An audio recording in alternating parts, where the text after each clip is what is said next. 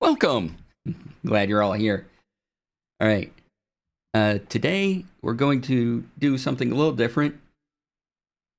And hey JD Lady, hey Urban Bohemian, welcome on in. Today we're going to do something a little different and begin a small series on going over the 2024 Player's Handbook for Dungeons and Dragons. Yay! So if you have questions on it, feel free to ask. I am in the content creators program, so I got the book early, and I took it with me to Gen Con to get it signed, so now it's signed. Wizards of the Coast did not pay for this or anything, no sponsorship, any of that. This is just me, my opinions, and walking through the book. And you can help me out by commenting on things, because eventually I'll do YouTube videos that are kind of condensed versions of this as I'm taking various notes. Chris, hello, welcome on in. As I'm taking various notes and things on the handbook. So let's see here. Hold on. Okay.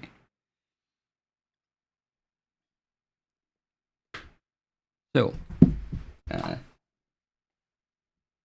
yes, Player's Handbook right here.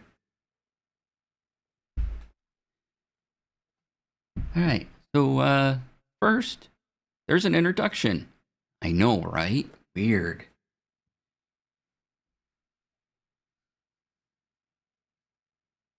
And the introduction, let's go through this. They really, why does everyone I know have the PHB early? Because we know the special handshake. No, I'm in the content creators program specifically because I produce a lot of shows that involve D&D. Like, oh yeah, okay.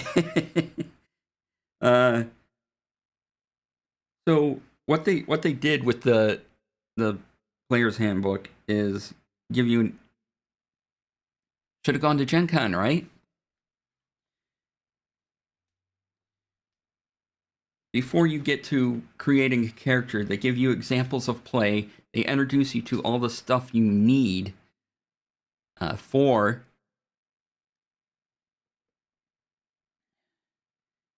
playing the game. And we have what you need. So like Dungeon Master Player's Handbook, DM's Guide and Monster Manual, dice, character sheet. Then there's some accessories. Then they go through a chapter breakdown. And there's a little sidebar of what's new in 2024 version. And it's just like an overview. So first chapter is sort of, they go big, and then they dial it on in. They talk about worlds of adventure, that D&D is a multiverse. And then chapter 1 is actually playing the game. And the neat thing here is, and I've seen this in other books, they give you an example text of people running the game. Like here's a small sample of what a game session might look like. So they have someone who's the dungeon master, they have a couple players, and they alternate the dialogue between them. It also points out that there is a rules glossary in the back of the book. The rules glossary is probably one of the best things about this book. If you need to know a definition of something, just flip to the back to the rules glossary. It's amazing. It really is. I would highly recommend if you get a physical copy of the PHB, get a sticky note and put it right on that appendix. That's the rules glossary, because you probably always want to flip through it while you're getting used to the new things of the game. That gives general advice about being player or the DM. And there's this handy little box at the bottom, which says exceptions supersede general rules. So general rules govern each part of the game. And then there's class features, weapon properties, spells, magic, etc. that can make exceptions to the general rules. So, general rules followed unless an ability tells you otherwise. If the ability tells you otherwise, you go with that. Fairly straightforward. And then the other handy little box here is round down. Whenever you divide or multiply a number in the game, round down if you end up with a fraction, even if the fraction is 1/2 or greater. So you're always rounding down, except if there's a rule that tells you to round up. If there's a spell or ability that something that tells you to round up, you follow that. But again, the general thing is to round down. It goes over what an ongoing game is, all the dice that you need.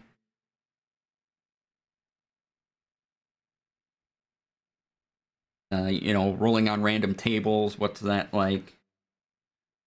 Then we have the 6 ability scores explained, what the numbers mean. Like 2 through 9 is kind of weak, 10 through 11 is the human average, that type of thing. And it goes through ability modifiers.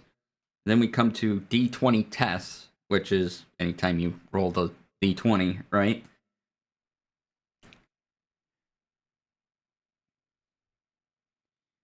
And we have, it goes over ability checks, saving throws, attack rolls, proficiencies, bonuses don't stack. And there's a handy little box here on, let's see here, it looks like page 14. There's a handy little box that says skills with different abilities. So you could use you can use a strength intimidation check, or rather than a charisma intimidation check is the example they give. And they let you know how to do that. And then the next big section is actions. And they define all the actions you can take during your turn, such as an attack, dash, disengage. This is just the list, and there's descriptions of what they all do next to it. Disengage, dodge, help, hide, influence, magic action, which is casting a spell using a magic item or a magical feature.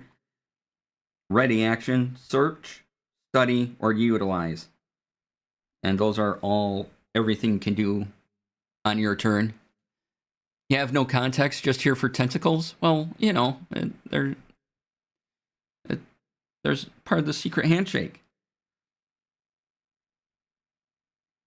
Right? So when you, on your turn, when you get to use an action, you can do the attack action, the dash action, whatever.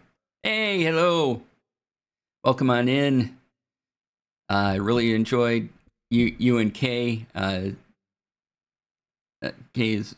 stream yesterday about going over the PHB as well. Y'all check out Chaotic Wholesome Presents. They do awesome work. And have been guests on Tech Friday. Yeah, check it out on my YouTube. So the actions cover just what I can do on my turn. And you can flip to this table. Here's what I can do on my turn. Oh, okay. Actions. Am I doing an attack action, a dash, a disengage, the dodge action, the magic action? You can, there's just an easy table. Flip to it. And it covers bonus actions and simple things like if a feature tells you you have a bonus action, then you have a bonus action. Otherwise, you don't have a bonus action, right? The feature has to state this is a bonus action for you to be able to use it. But you get one. And then you also get a reaction on your turn. So same things there. I really just like this table of actions and what dividing up the actions into discrete things. So you know that anytime on your turn, you can do any of these things if you have an action and aren't like being held or something like that. That's fantastic. Then they have examples of the 3 pillars, so social, exploration, and combat. They go through play examples, which are very handy of each one. So, and in exploration, they cover, light and obscured areas, things like that, interacting with objects. They even define what an object is. While you're exploring, you'll find stuff. It gives rules for travel pace. And it gives, it gives examples of play, of exploration. Then it goes into combat and, initiative. And then surprise. Surprise now works different. Combat is, if a combatant is surprised by combat starting, combatant has disadvantage on their initiative roll. So if you're in an ambush and you don't see the goblin with the short bow about to fire an arrow at you, you roll initiative, but you have disadvantage on your initiative roll.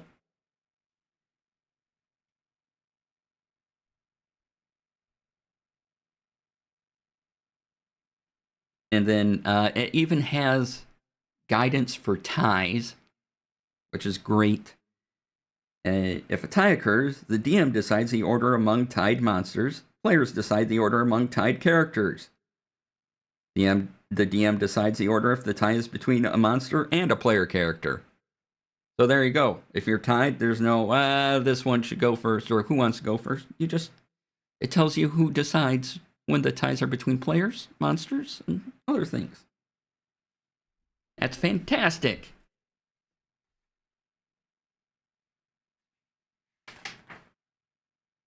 Then there's stuff on your turn, playing on a grid, movement position. They go over creature sizes, which has changed.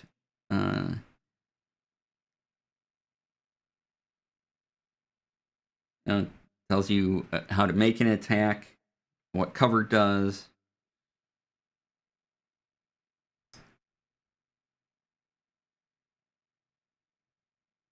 Melee attacks. It has a small section of mounted combat and underwater combat. Damage, healing, immunity, that type of thing. Temporary hit points. And then there's a long combat example. So they give you the dialogue between DM and players going through a round of combat. And then they number some parts of that interaction. And next to that number is like, okay, here, the DM is starting combat, so it goes, starting combat. While describing the skeletons animating, the DM gets ready to start combat. And so it gives you a little application of what they're doing in the conversation text. And that's the introduction in Chapter 1. Yeah. And then Chapter 2, let me go to my notes. I've created a whole bunch of notes in Notion so far. Well, at least for the first 2 chapters. Chapter 2 is creating character. Again, we're going from kind of this upper point and then digging in deeper into the things as we advance. Getting more narrowly focused on things. So Chapter 2 is creating character, and this presents an overview of creating the character, and then the following chapters are each step in the character creation process. And there's a little special box about running a session 0, getting ready. Does a class overview, just if you're new to D&D and like, what do these classes do? You kind of get a feel for each one. They have a character sheet, 2 pages with all sorts of numbers on it, and then they go and then they tell you what each of those numbers means.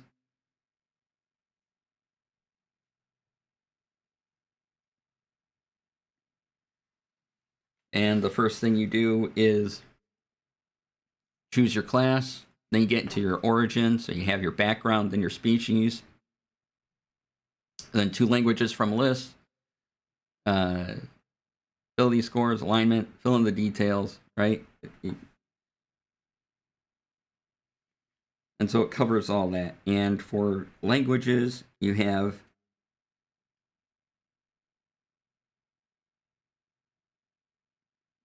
a standard languages table, and if you want, there's everyone knows common. So you get common plus 2 languages, and you can roll a 1d12 on the table to determine, or you can just pick.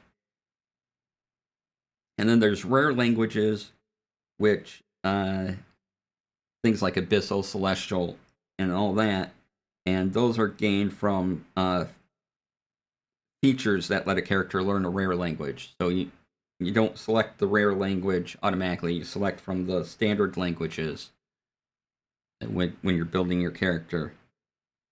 And then if you have a feature that allows you a rare language, you can take one of the rare languages. Or take a specific rare language. Then it kind of breaks down all the ability scores, what they mean. Those are the same as they've been. It gives you guidance on using some backgrounds and species from older books.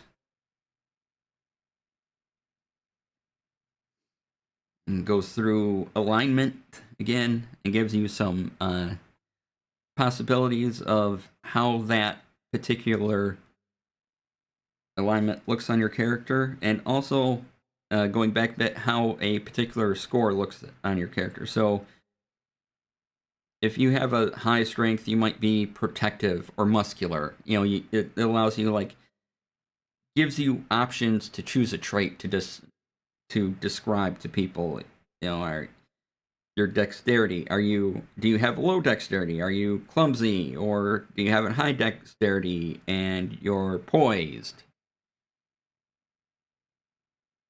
And so you can select what that looks like, just to further things on your character. And then it does the same thing for alignment. It gives you,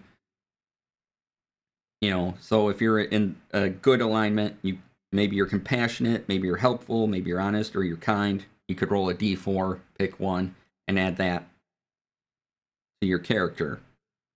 So maybe your goodness is that you're helpful, or your goodness is that you're honest, or some combination thereof. But there's a little chart if you want to do that. Fine. And then there's the, how to fill in all the numbers. There's a level advancement chart, naming your character, all those things. What to do when gaining a level, what you get at level 20. If you want to start at higher levels, the specific thing right in the player's handbook, starting under the category starting at higher levels, your DM might start your group's characters at a level higher than 1. It is particularly recommended to start level 3 if your group is composed of seasoned D&D players. So right there in the book, you can start at a high level if you want. They recommend level 1 if you've never played before, level 3 so you get your subclass stuff. And there's a section on multi-classing, which I'm still kind of absorbing what that means. How that all works, because I'm sure it's straightforward, but it's a me process and needs a little help understanding that. And then, like in the 2014 thing, you can give characters trinkets. Roll D100. There's a whole table. I made a whole mini introduction to a campaign based on one trinket someone got. The party got a metal urn containing the ashes of a hero, and they didn't know they had it. because it was buried in this block of things. And once they opened up the block, they were able to find it. And my cat is meowing, so that means I need to open the door and let the cat in, and we need to have kitty time. So, yeah, it's going to be kitty time for just a moment. Then we'll get into chapter 3, and then I want to go through the process of creating character, just following the rules. So let's get kitty in. And if you have any questions, please ask. Now's the time. If you think there'd be something useful in these first 3 chapters that I can include in a future video, let me know. We can talk about it.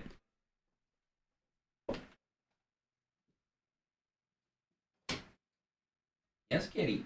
Hello.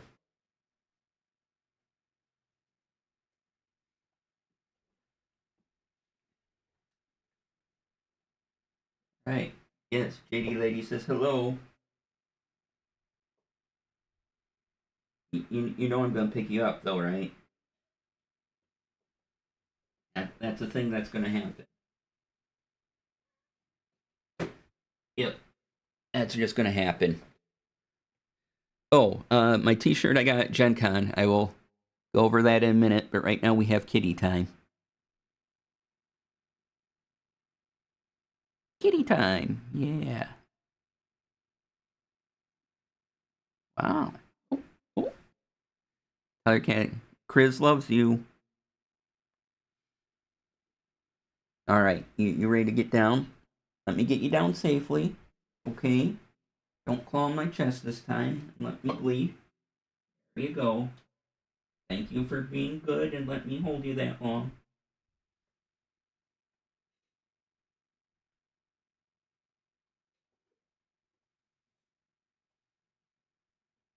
All right. I might need this later. Get you down safely means safely for DC, not the cat, mind you. Yeah.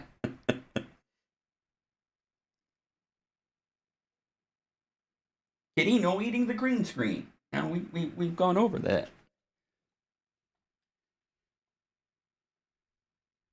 Okay, good kitty. Hello, Vancouver by night. Welcome on in. Good to see you. I was going over the new player's handbook, but it's kitty time, and kitty just gets time. That's how this stream works. And so I'm leaning over and petting the cat. If you're wondering why I'm in this strange position, it's because the cat's down here and I have to lean over to pet the cat. Otherwise, the song of her people gets very, very loud. Isn't that right? Yeah.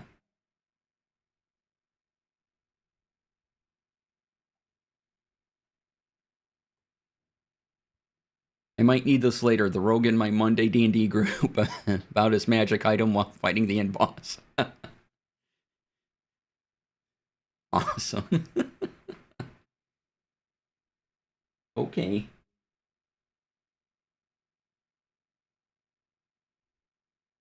Now's the time. Make sure Kitty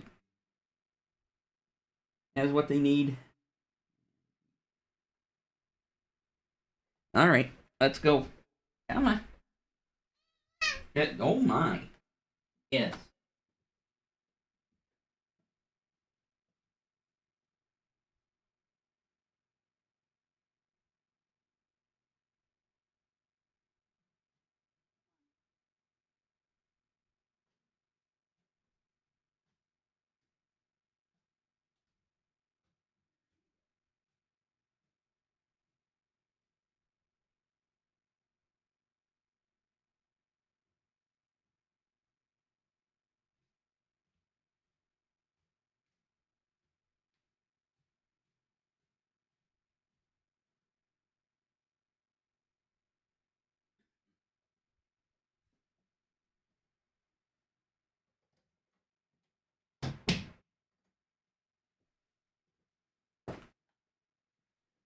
All right. Wrapping up technically 4-year-old campaign. Ooh, wow. 4-year campaign or 3 separate campaigns with the same characters. Awesome. Let's see here. Can I pan myself? No, pan myself this way a little bit. Oops, too far. There we go. Okay, awesome. So, next is chapter 3, and then the next few chapters are going over just before the wizard and rogue have a baby. Oh wow! Like the players or the the in game.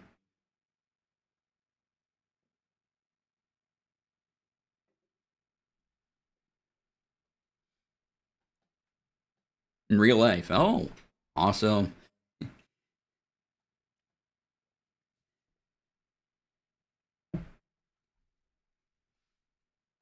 All right.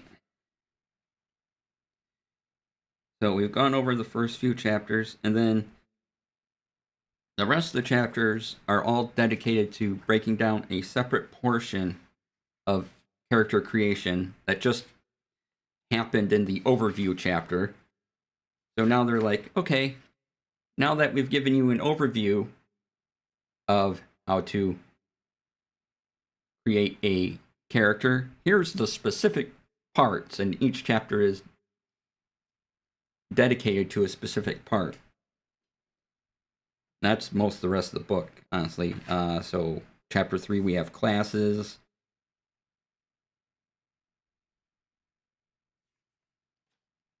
Classes and subclasses, and then if that character class has spells, there is a list of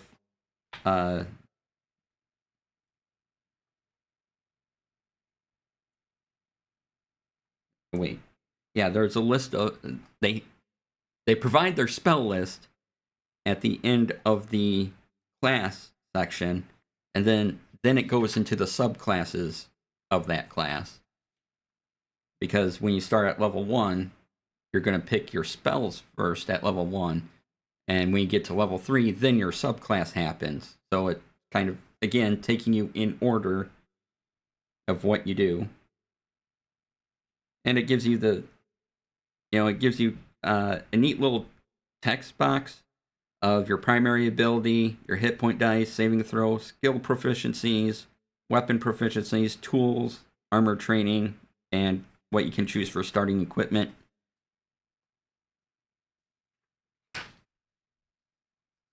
And then it does the breaking down of the class features and telling you what you get at each level, just like before. And the classes are in alphabetical order. So it starts with Barbarian, which seems appropriate.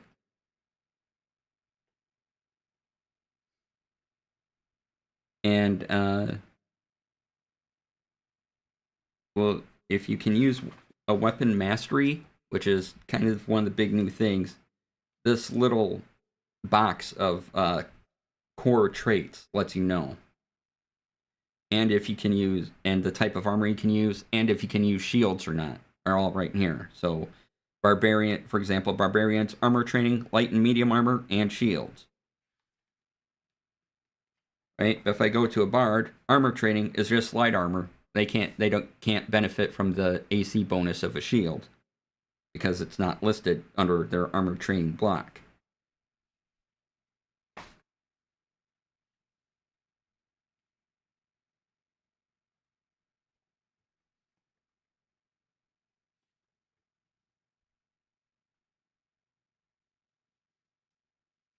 And then it gives you starting equipment choices.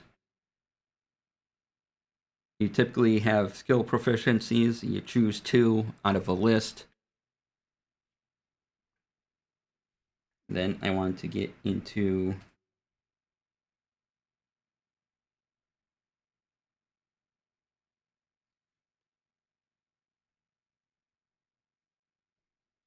I was going to look up fighter real quick because I couldn't remember if fighter says about the weapon mastery thing specifically. I think it did.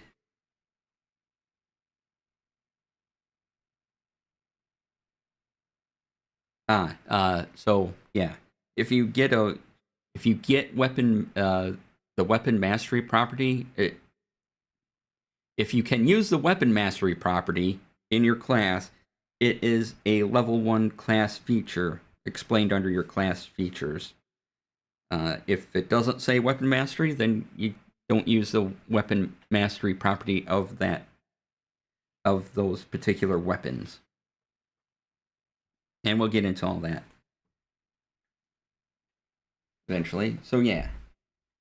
Chapter 3, going through classes, all subclasses. Each class has each class has 4 subclasses. Yeah. That's what I wanted to say.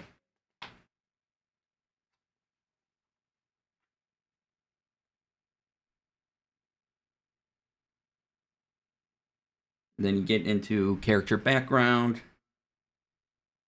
or character origins, and the components of the origin is your background, your species, things like that. So first it goes through a background where the backgrounds in the player's handbook, include like noble or sage, soldier, wayfarer, scribe, etc. And it gets into all the species, elf, gnome, then you got feats. And there are, at level 1, typically you get an origin feat, and that is a specific category of feat. So, for example, if you're using an older subclass,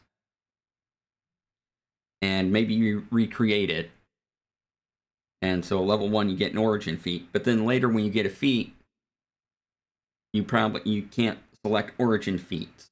They are kind of a special category, but then if you have a subclass not in the PHB, you still can use all the other general feats you can select from, or the feats in the 2014 material. They're all available to you once you hit that level 4 thing. Except, and then there's still fighting style feats, which, again, a special subtitle to the feats. So you only get those if you're a certain class, and there's prerequisites to some feats too. All that's right there and really clear. And each section of the feats is in alphabetical order. But then there's weapons and armor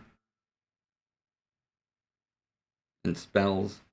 So the interesting thing is weapon mastery. Let me see here. We gotta get past feats, and I want to talk about weapon mastery a little bit. So if you're a fighter, I'll just use fighter because they can use like any weapon. Doesn't matter. So you're a fighter with the longsword. You hit the longsword has the mastery feat called sap, and each mastery property tells you when it occurs. So I'm a fighter, I have a longsword, I can activate the weapon mastery feat on there. So sap, if you hit a creature with this weapon, that creature has disadvantage on its next attack roll before the start of my next turn. So I'm facing a troll, I hit the troll, I go, oh, I'm a fighter, I get the weapon mastery, so I hit the creature, and now it has disadvantage on its next attack roll. Yay!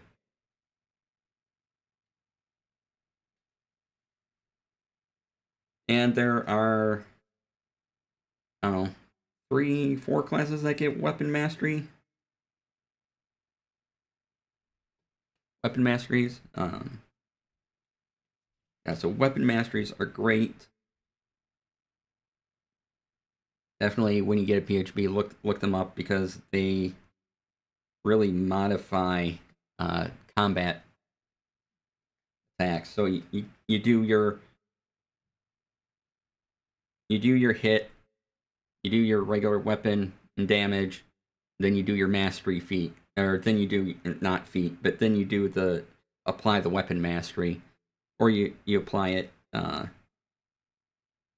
whenever it says like graze. If your attack roll with this weapon misses a creature, you can deal damage to that creature equal to the ability modifier used to make that attack roll. Damage is the same type dealt by the weapon, and damage can be increased only by increasing the ability modifier. So yeah. Then there's art of all the weapons, and they also changed how tools work. So you get a lot of tools, and these tools, there's a section on what tools you need to craft specific things, and there's guidance on all that and how much it costs, because there's actual prices in the player's handbook for some things. And there's the big spells chapter, lists all the spells.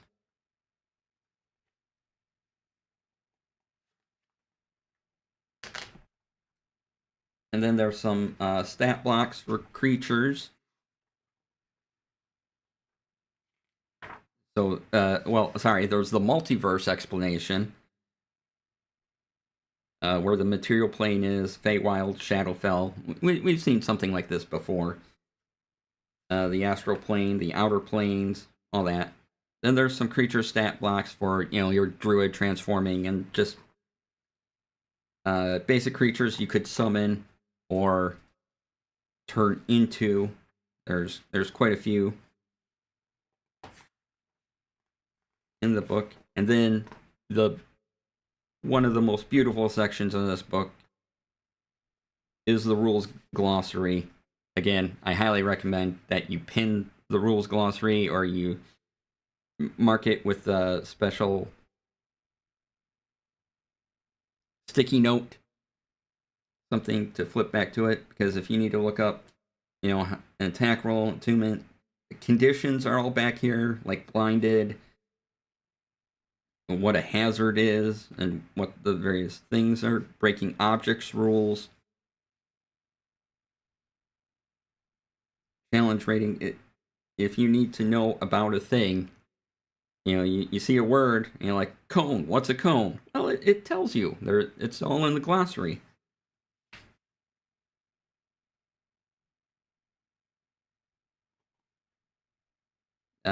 Explains grappling and the grappled condition, which is always weirdness at my table. Like, okay, so you're grappled, and what does that mean? And now it's just handy because you get grappled condition, and then below that's grappling. So you do grappling before being grappled.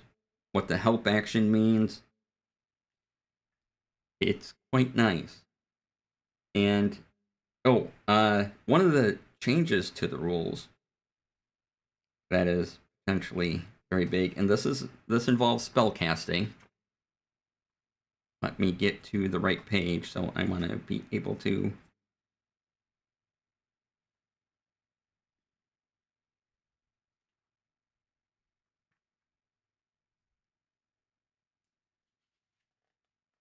make sure I get this right, because it is a new thing.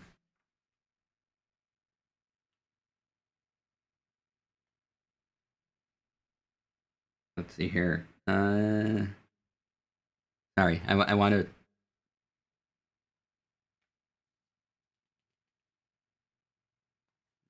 That's not it. Oh, yes. So, you can't cast spells. So, one spell with a spell slot per turn.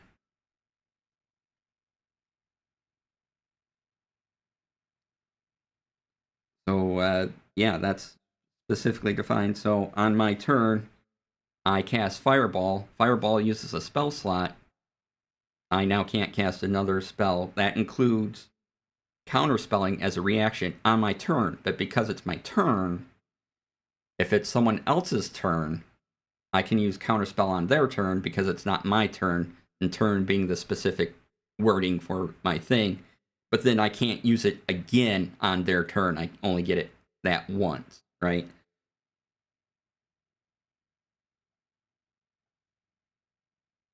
So if a spell uses a spell slot, just one time on your turn. That's it. And I really like that's defined.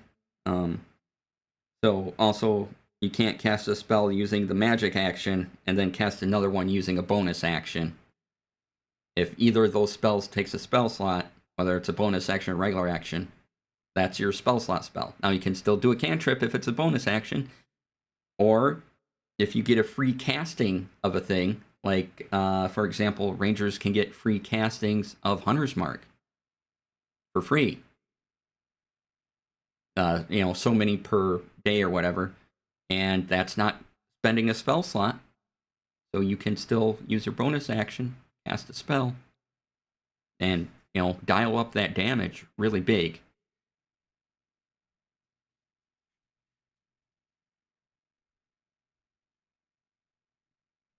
But yeah, that's probably one of the bigger changes to keep in mind. Unless you are Sorcerer Eldritch Knight that has a thing that lets you do that. Yeah, again, general and specific rules. So that's the general rule. If a class feature tells you that you do get to cast another magic thing that lets you use a spell slot, then you go with the specific. So this covers all the way back at the beginning of the guide. That little text box that explained general and specific rules applies, 236 pages later, or how many ever pages. And if it says you get it, then you get it. If it does not say it, you don't get it. So yeah, page 8 is exceptions supersede general rules. Page 236, we have the general rule of one spell with a spell slot per turn. But if something in your class allows you to break that rule, go ahead. That's fine. So yeah, that's what I meant by they're building from big and then narrowing the focus as you go through the book. And, it just keeps applying. So something you list on page 8, hey, look, it also affects what you're reading later on page 236.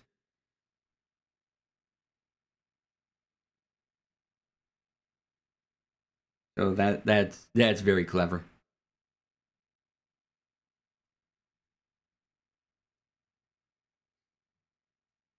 So what I want to do is, with the time left, is actually make a character. And I was going to remake my original character that I have used, but my first ever D&D character. And now that character is kind of a retired adventurer, but they do appear in one-shots that I run on occasion.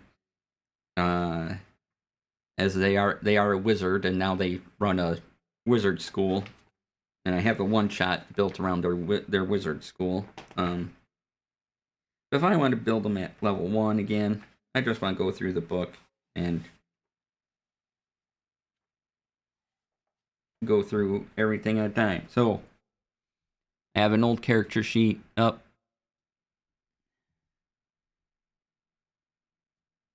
And the first thing I do is select a class. So we're selecting wizard.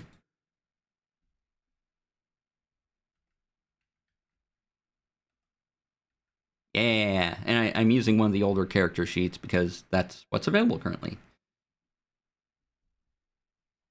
Then I flip to the wizard section. What do we get? The wizard section is in W. Imagine how the alphabet works. Amazing.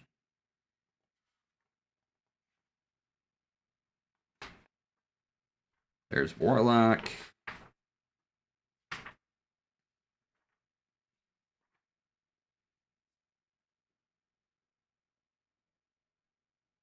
Okay, so I have chosen wizard. Yay!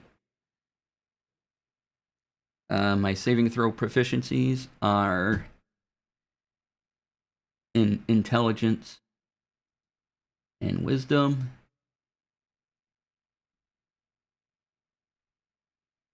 I get to choose 2 skill proficiencies: Arcana, History, Insight, Investigation, Medicine, Nature, or Religion. So usually, and this wizard's name is Saurus. He's a gnome, but we're not to selecting species yet. So usually, it's Arcana and History, because Saurus was always a bit of a storyteller, and having some knowledge of history helped inform those stories with the illusions, because he was a gnome illusionist. This was in second edition AD&D.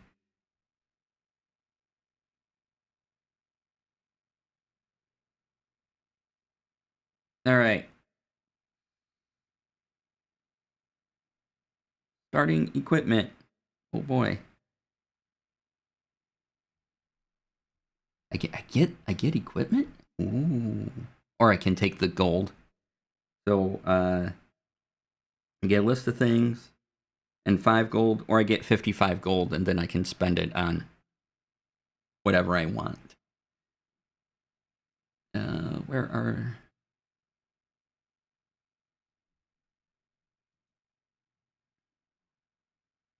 So right now, I'm not going to fill in everything, but, I get a quarterstaff, and I can use it as my arcane focus.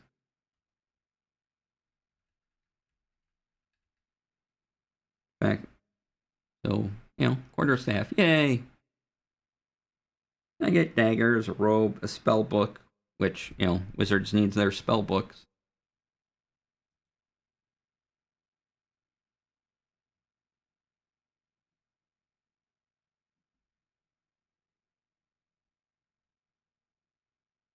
And alright, gain the hit point die from the core wizard's table. So that's rolling a d6 per wizard level. So let's say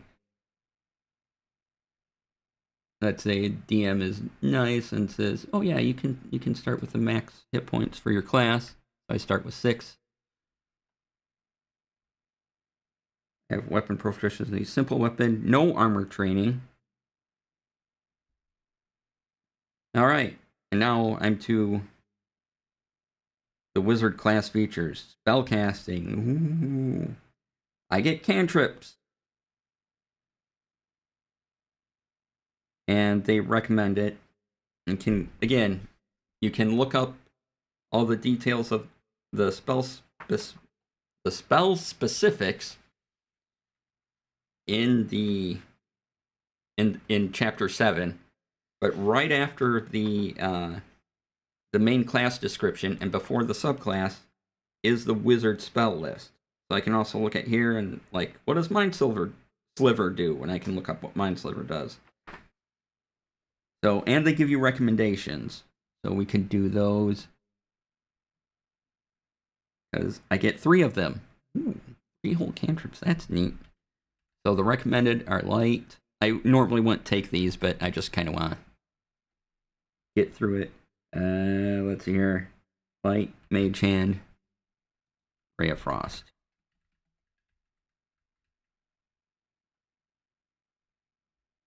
And then whenever I finish a long rest, as a wizard, whenever I finish a long rest, I can replace one of the cantrips from this feature with another wizard cantrip of my choice. So, also, when you're using your post-it notes to mark the book, put it on your character's spell list that you need, because I take a long rest, I can choose a different cantrip out of the wizard spell list. I'm not stuck with Light, Mage Hand, Ray of Frost. I can change things up.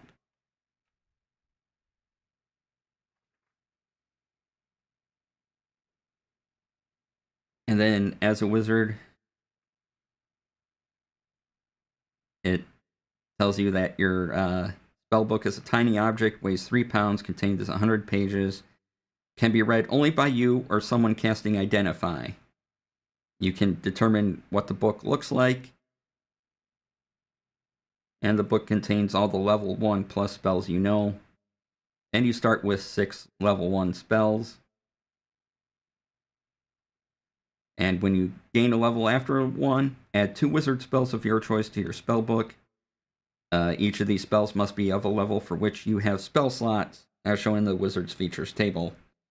Right, so just by adventuring around and doing things, you get to unlock other spells.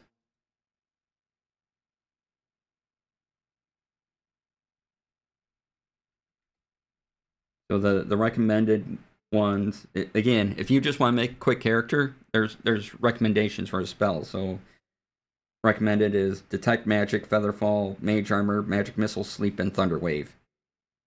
And if you want to use those, fine. If you want to change it to whatever you want in your spell list, go for it.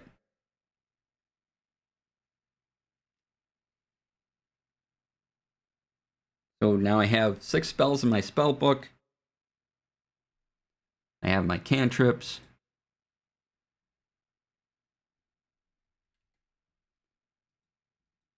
And I'm going to put a couple spells in here.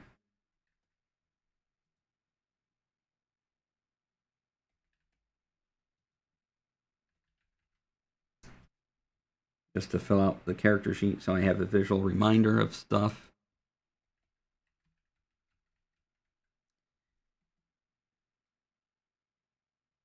And then the table shows me how many spell slots you have to cast your level 1 plus spells. So at level 1,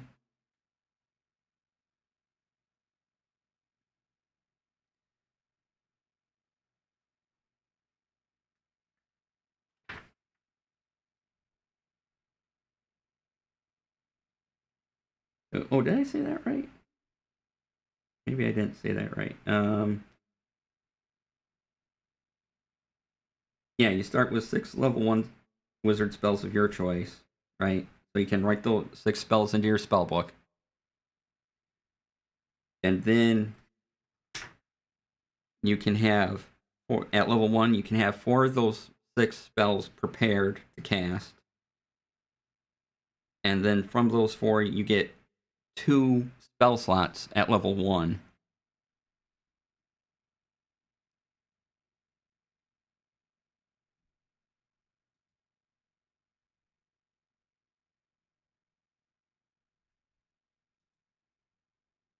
So I select 4 that I know, get 2 prepared spell slots.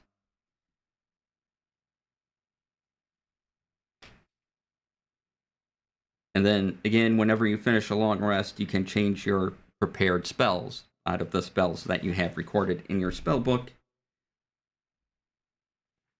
And you just follow the chart for when you increase your spells, things like that. Let's see here. Also, as a level 1 wizard, I get Ritual Adept, meaning any spell that has the ritual tag I can cast.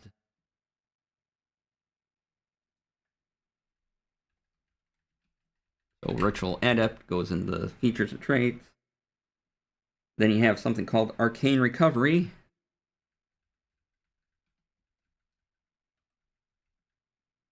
At level 1. Regain some of your magical energy by studying your spellbook. When you finish a short rest, you can choose expended spell slots to recover. And then the spell slots can have a combined level equal to no more than half your wizard level, round up, and none of the slots can be level 6 or higher.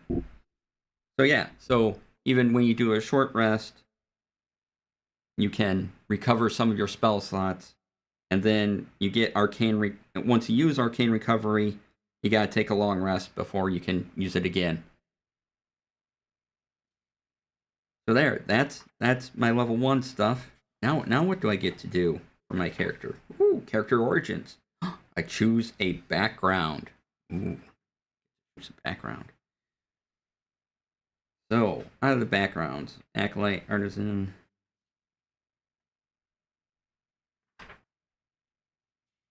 Hermit, Merchant, Sage.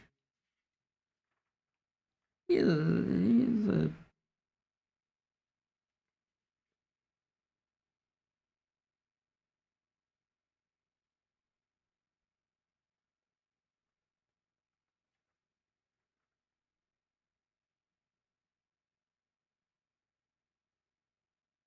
Okay, so I choose the background, and then, oh, also with the backgrounds, each background, so say I choose Sage for my Gnome Wizard here, it has ability scores tied to it. Now, it lists 3 of your character's ability scores, and so this is where you increase your character ability score. So you increase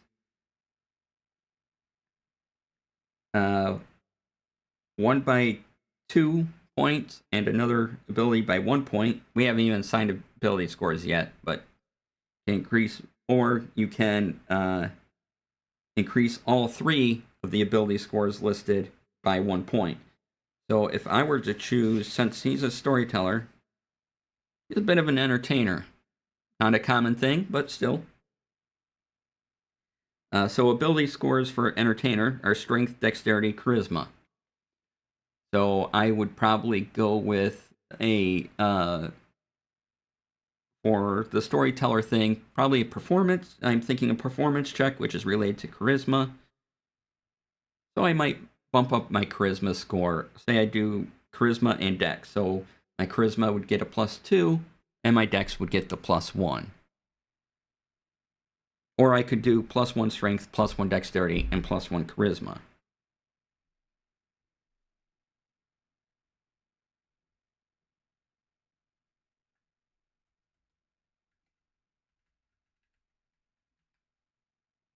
Entertainer, so I would do +2. I know it's not typical wizard thing, but he's not a typical wizard. And +1 dex is how I would fill that out.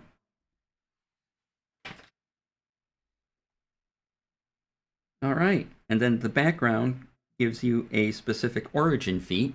Again, they have all the origin feats have the origin tag.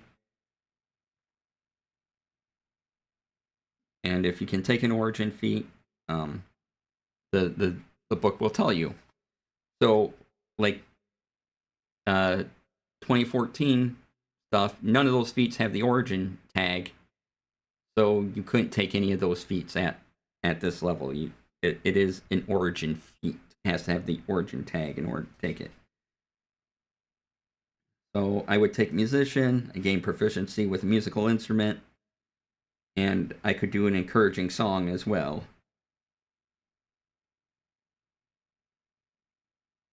And you give heroic inspiration to allies who hear your song, equal to your proficiency bonus. So yay! And I'm inspiring. I'm an inspiring wizard.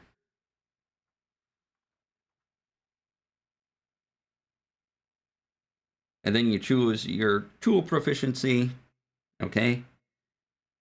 And then you get extra equipment related to your background. And again, you get 2 choices, either an A or a B. So A, I could choose B, which is 50 gold to spend how I want.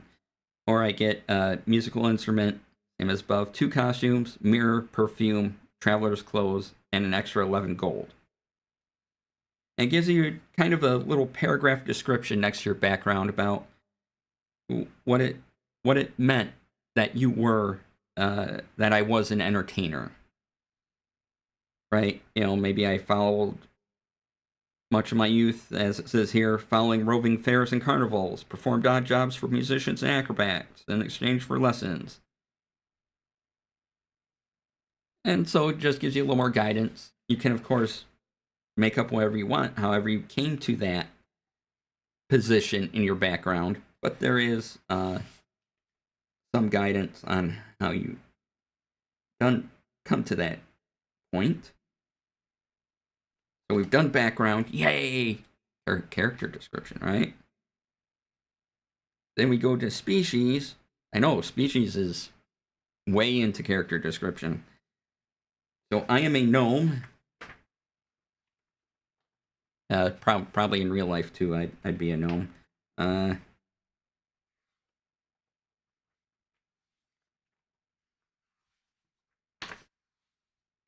Let's see here. Gnome. It's in alphabetical order, me. So it's before Goliath, because that's how alphabet works. So gnome, it gives me, and this is my gnome traits. I'm a humanoid. I am small, between 3 to 4 feet tall.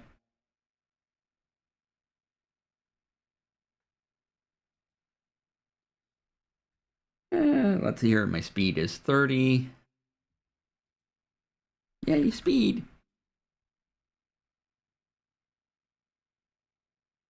I get dark vision. I have gnomish cunning. You have advantage on intelligence, wisdom, and charisma saving throws. So that'd be another thing to mark off on your saving throws, whether you have advantage on them or not. And then I choose one of the 2 gnome lineages. Too tall to be a gnome, sorry. We're taking away your gnome card.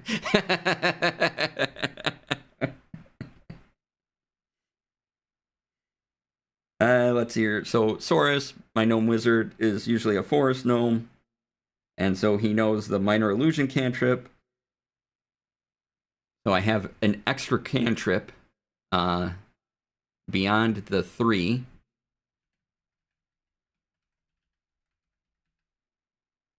That I picked for wizard. And I always have the speak with animal spells prepared. So that's another spell. And since I'm a wizard, it's going in my spell book. You know, if I was a sorcerer, it'd be part of my, part of all my dandy charisma things. And I can cast Speak with Animals without a spell slot, a number of times equal to my proficiency bonus. And gain all expended uses when you finish a long rest. So, oh, yes, I forgot. As a level 1 wizard, my proficiency bonus is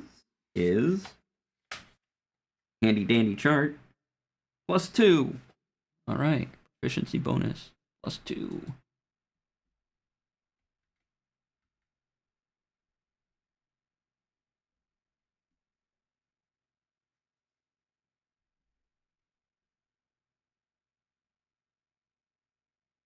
Yay. So I have now chosen that I'm a gnome, specifically a forest gnome.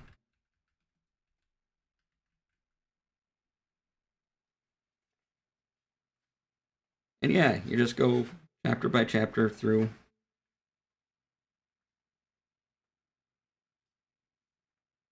What you get. All right, we already did the origin feats, so that part's done. We have our equipment, and now here is where we would fill in sort of the other details. So now as a wizard, I don't get weapon mastery properties, so I'm not using that, but I fill in my quarters. Oh, I haven't filled in my ability scores yet. Where is ability scores in all this?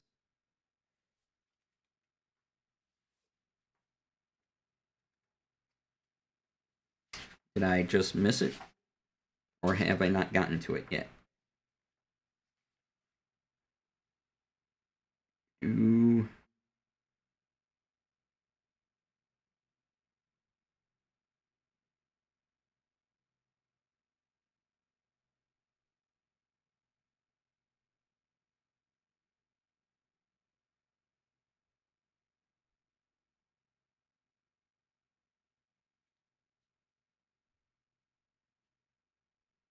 I must have missed it.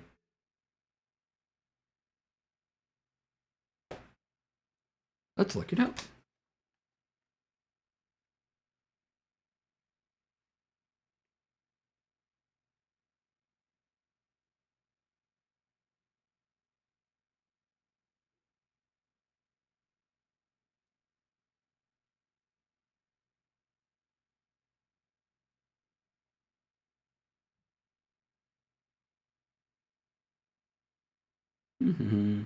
Looking things up, I know, right? So weird.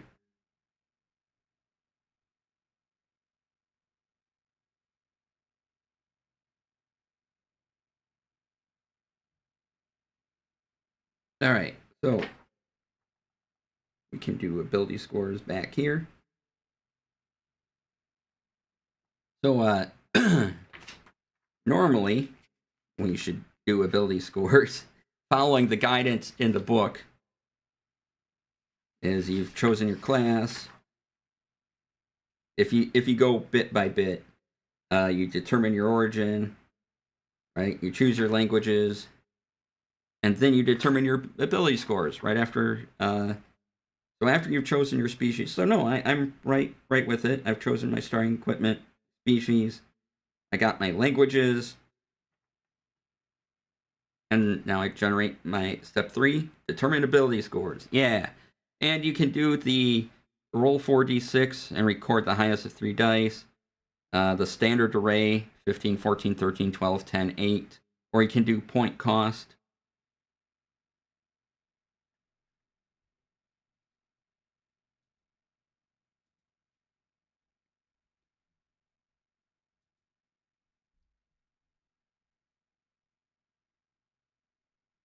So I'm going to do standard array. I want my biggest, that 15 in intelligence.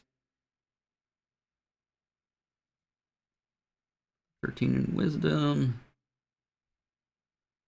Strength gets the 8 because my gnome strength is always an 8. It's always low.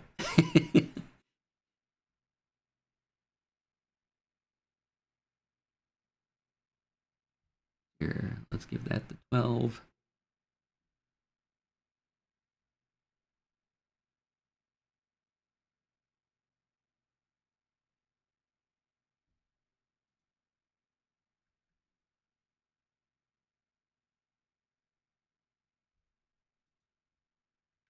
Yay! There, my ability scores.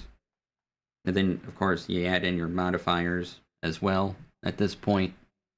And you can fill in your skills plus their modifiers. And then you do the alignment bit. And yeah, then you're just filling in the details, your passives, your features, your hair color, things like that. It gives you how to calculate your melee attack bonus, your ranged attack bonus, what your spell save DC is, how to calculate that, and your spell attack bonus, which is your spell casting ability modifier plus proficiency bonus. So, right, my spell casting ability modifier would be based on my intelligence, which is a 15, which gives me a +2. Right, and then at level 1, my proficiency bonus is a +2, so my spell attack bonus at level 1 is at a +4.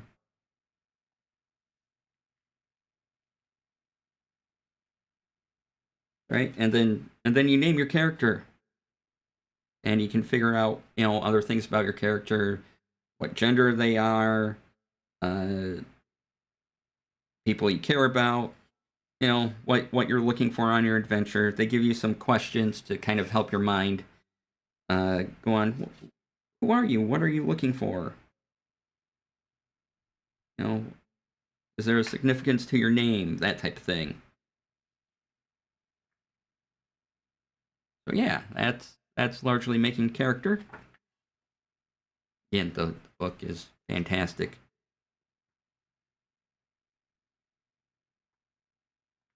And there are so many spells. Oh, going back to the spell discussion. So if you use a scroll does not take a spell slot.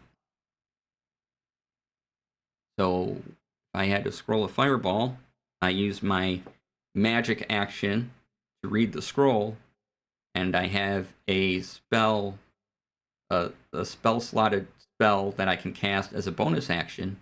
I could do that.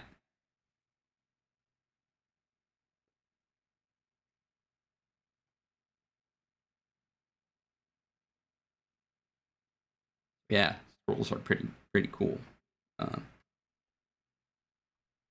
I'm just talking about it because I'm a wizard. All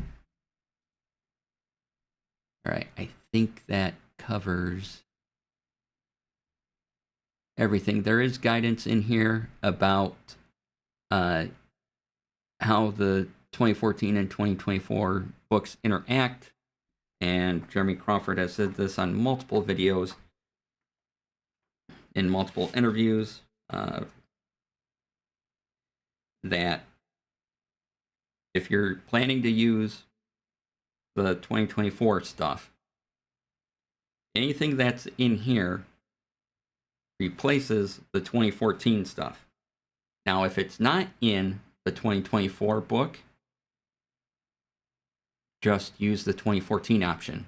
So any race, or species or subclass or class that is not in the 2024 book and has new rules attached to it, just use the old one.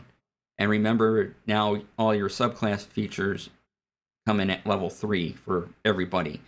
So basically, if you had a class that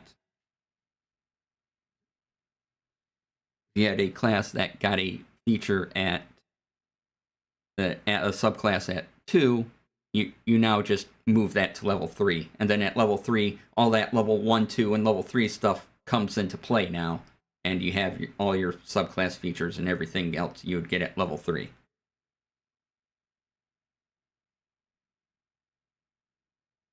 So yeah, for a ranger, so say there's a subclass, a ranger subclass not in the book. You pick a ranger. Now, because the ranger is in the 2024 book, creating at level 1, you follow that guidance. But then when you get to level 3 and choose your subclass, since it's not in the new player's handbook, you follow the guidance in the 2014 version. And that's it. All that stuff is compatible. Now, what you probably couldn't do is take 2024 character and go into 2014. That can cause issues. But if you're doing 2024 things, you can bring 2014 stuff into it if it's not, if a new thing of it isn't published in the book. So yeah, if you go to YouTube and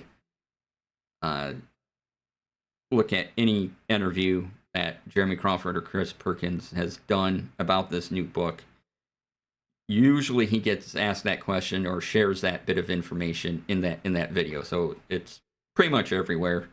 I know that still causes some confusion to people, so yeah. Warforged not in here. Well, you can use the 2014 Warforged. Bring it up, and then there's also guidance in, if you're taking a class or subclass from 2014, what you might have to do to it to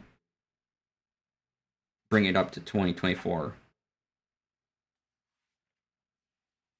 And then you just follow the guidance for whatever subclass you chose as well.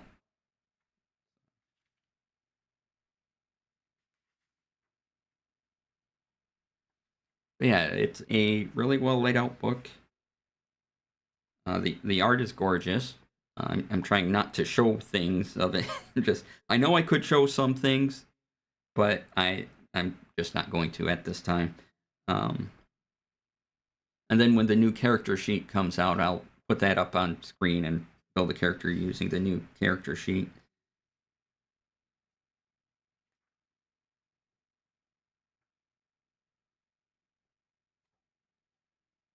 Yeah, and again, Appendix C, the glossary, is one of the most useful things ever in any book, in any RPG book. Again, that list of actions, that's all in the glossary too. Action, on your turn, you can take one action. Choose which action you take from below, or from special actions provided by your features, and it just lists them here.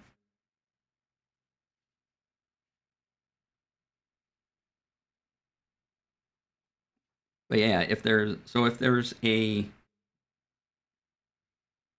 condition or a hazard or something that isn't said in other parts of the book, it's probably in the glossary. Just go to the glossary. The glossary is in alphabetical order.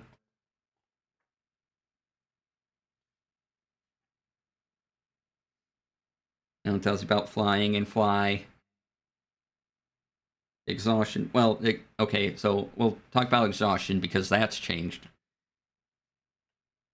So exhaustion levels are cumulative. Each time you receive it, you gain 1 exhaustion level. You die if your exhaustion level is 6. And then when you make a D20 test, the roll is reduced by 2 times your exhaustion level, which can get vicious really fast. And then your speed is reduced by a number of feet equal to 5 times your exhaustion level.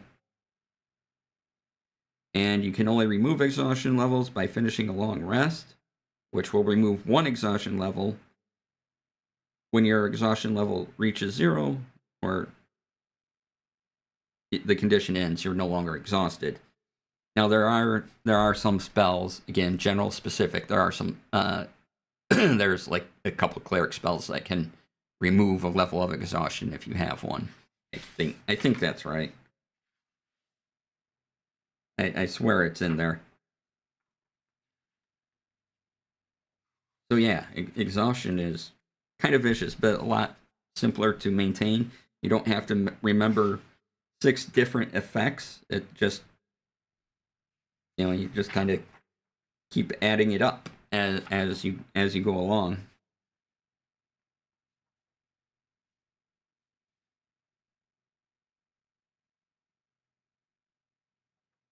So yeah, if you have any questions about it, let me know. I'd be happy to talk about it. Otherwise, what time we got? Oh, I've been talking for a while, haven't I? All right. Me flipping through the glossary again, going like, oh yeah, that's neat.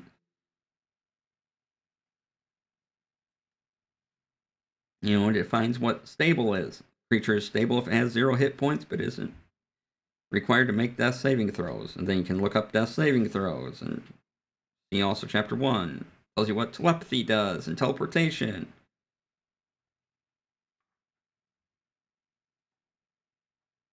And then there's your classic index, which is fairly robust for as far as indexes go.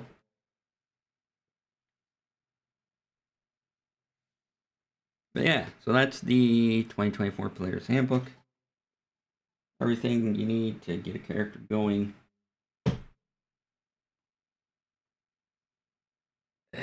In 5th edition Dungeons and Dragons. All right, and like I said, later on, I will be having videos up on my YouTube breaking down the chapters.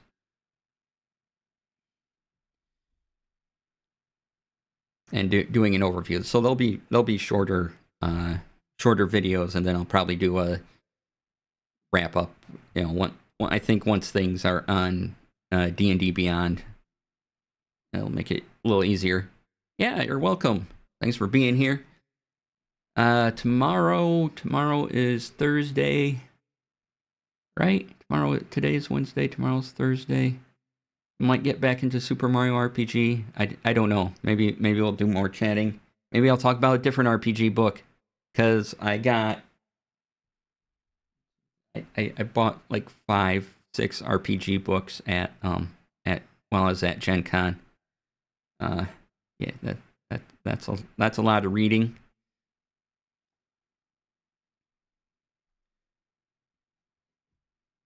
Yeah, go over that. I know there's if you want like optimization things, and if you're into min-maxing and stuff, there are some forums in the D&D Discord. I'm sure there's forums in the D&D Discord about it. If you want to chat about that stuff and get official rulings and things like that.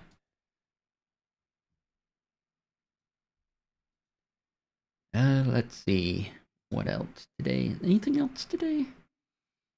I don't know. All right, I tried the this my trial of the Atom multi-stream plugin for OBS, which we will be going over on Tech Friday. One of the things we'll be going over on Tech Friday. It works very well as far as I can tell. Everything is going. It's pretty robust, which is nice, and probably the way I'll recommend to multi-stream going forward. And we'll talk about various optimizations in that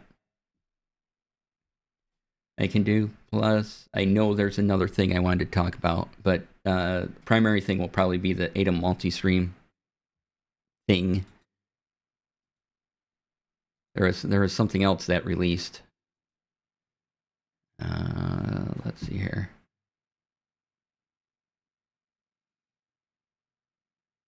I thought there was something else that released. Maybe, probably. I'm probably just not thinking about it right now. But anyway, do the thing. If I get my website all updated and looking fancy, now that Doris version 2 is out, but you can go to DC. You should be able to go to dclasair.com and find all the things about me. But of course, oh no, it's there. Yeah. So you can watch. You can go there and even watch my Twitch stream and YouTube stream on the Doris platform over on dclasair.com. There's little buttons up top if you want to email me, if you want direct quick links to some of my other things. Just click them, do the things, go there. Fancy. What else? What else do I have? I think that'll be all today, so we'll check in on raid targets.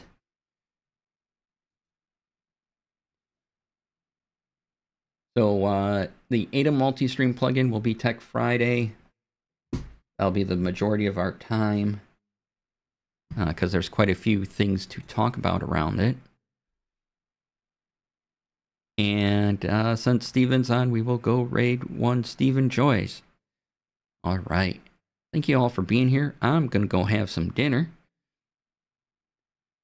And come back tomorrow for, I'm not really sure, stuff. That'll happen. 3 p.m. Eastern, 12 p.m. Pacific. Things happen here on this channel. They do.